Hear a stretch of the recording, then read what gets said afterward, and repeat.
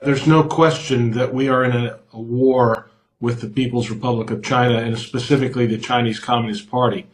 We have talked a lot about it's a new type of a Cold War, but it is now, as you just described, it's gone to the next level to where we can clearly see it's an economic war that Beijing is waging against the United States. And they're very adept at explaining that it's not targeted against any one country. And they make all these kind of statements. But the fact of the matter is what they announced by saying that you can't sell rare earth elements or even sell them through a third party, those are not allowed to be, they've restricted that. And that is clearly aimed at the United States Department of Defense to make it impossible for us to be able to produce the kind of weapon systems that we need. Yes, it's incredible that we're dependent upon the People's Republic of China to be able to produce our own defense materials and weapons of war in this new War Department. So clearly that is an area that we need to correct.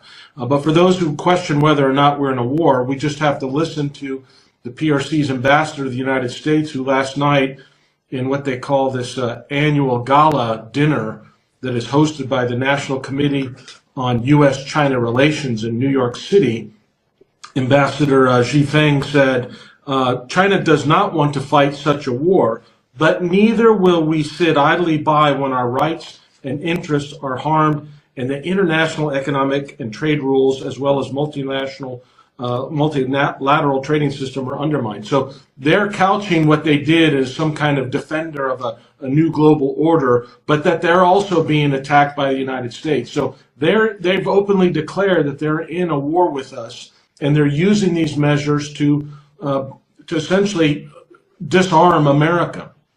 And so this is really a dangerous period that we're in.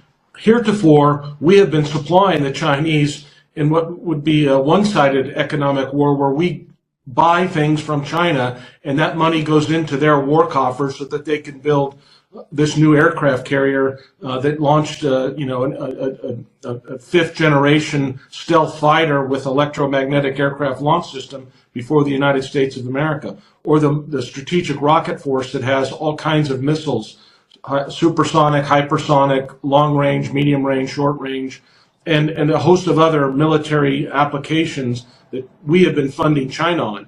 And now they're essentially doubling down and saying, we're going to continue to take that money from you because you're going to continue to buy goods from China, and we're not going to allow you to have access to the critical materials that you need to build your own military. So they're going to continue to go up, and we're going to continue to go down at a faster rate in the ability to defend ourselves. Fortunately, the administration is aware of that, and the Department, Secretary of War and the Department of War is aware of that.